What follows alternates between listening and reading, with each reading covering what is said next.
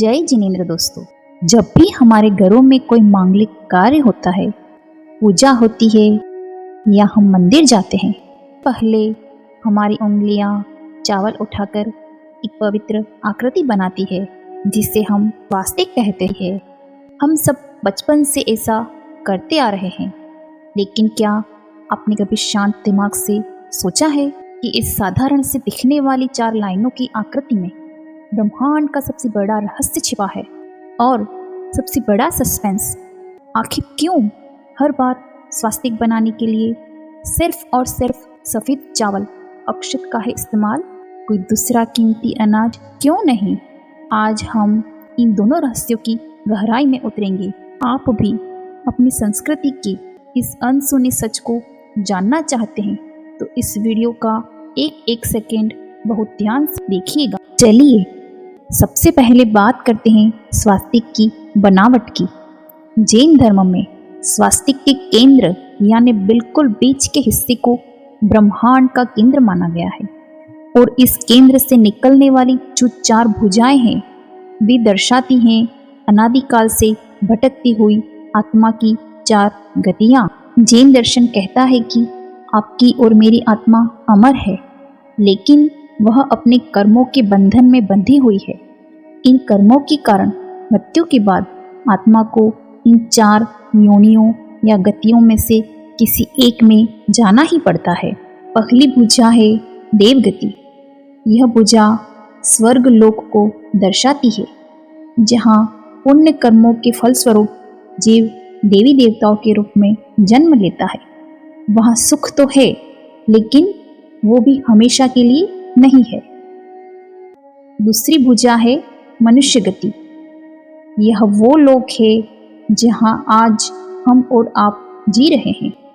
जैन धर्म में मनुष्य जन्म को सबसे कीमती माना गया है, क्योंकि यही वो इकलौती जगह है जहाँ से जीव मोक्ष जा सकता है।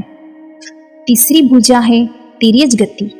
यह भुजा दर्शाती है पशु पक्षी, कीड़े मकोड़े और पेड़ पौधे के संसार को, जहाँ जीव गूंगा है, बेबस है और केवल अपनी भूख और डर के सहारे जी रहा है। और चौथी भुजा है नरक गति। यह सबसे भयानक लोक है। भयंकर पाप कर्मों के कारण आत्मा इस गति में जाती है, जहाँ उसे असहनीय दुख और यातनाएं झेलनी पड़ती हैं।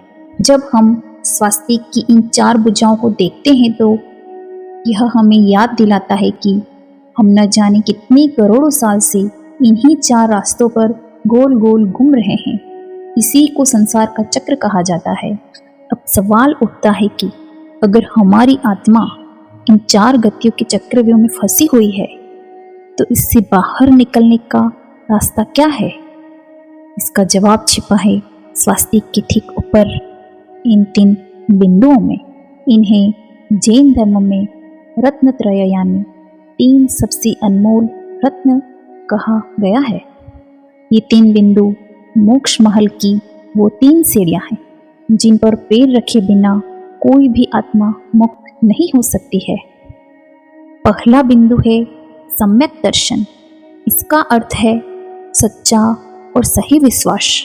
जब तक हमें सत्य पर, देवशास्त्र, गुरु पर अटूट विश्वास नहीं होगा, हम सही रास्ते पर नहीं चल सकते। दूसरा बिंदु है सम्यक ज्ञान। इसका मतलब है सच्चा ज्ञान। यह जानना कि मैं एक शरीर नहीं बल्कि एक शुद्ध आत्मा हूँ और यह संसार नश्वर है। तीसरा बिंदु है सम्यक चारित्र। सच्चा आचरण यानी अपने जीवन में अहिंसा, सत्य और संयम को उतारना। केवल जानना काफी नहीं है, उस रास्ते पर चलना भी जरूरी है। यह 3 बिंदु हमें रोज सुबह यह याद दिलाते हैं कि अगर इस दुनिया के दुखों से छूटना है तो हमें अपने भीतर इन 3 रत्नों को जगाना ही होगा। रत्नत्रय के इन 3 बिंदुओं के ठीक ऊपर स्वास्तिक के सबसे शीर्ष भाग पर एक आधा चांद बनाया जाता है, जिसे ब्रह्मांड विज्ञान में इस पावन जगह को सिद्धशिला कहा जाता है। सिद्धशिला इस पूरे ब्रह्मांड का सबसे आखिरी और सबसे ऊपरी छोर है। यह वो जगह है जहाँ कोई दुख नहीं, कोई जन्म मरण नहीं है, कोई भूख प्यास नहीं है। और इस आधे चांद के ठीक बीच में जो एक अंतिम बिंदु रखा गया है, वो प्रतीक है सिद्ध आत्मा का, यानी वो आत्मा जिसने सम्यक दर्शन, ज्ञान और चारित्र के बल पर इन चारों गतियों देव, मनुष्य, पशु, नरक के चक्र को हमेशा के लिए काट दिया, अपने सारे कर्मों को नष्ट कर दिया और मोक्ष प्राप्त कर लिया। सिद्ध शिला पर विराजमान होने के बाद आत्मा अनंत काल के लिए परम सुख और असीम शांति में लीन हो जाती है। और यही हर जैन और हर जीव का अंतिम लक्ष्य है। स्वास्तिक के इस पूरे आध्यात्मिक विज्ञान को समझने के बाद अब आते हैं सबसे महत्वपूर्ण रहस्य पर। आखिर इस पूरे स्वास्तिक को बनाने के लिए हमेशा चावल यानी अक्षत का इस्तेमाल क्यों किया जाता है? हम गेहूं, बाजरा, मक्का या कोई और कीमती वस्तु क्यों नहीं लेते?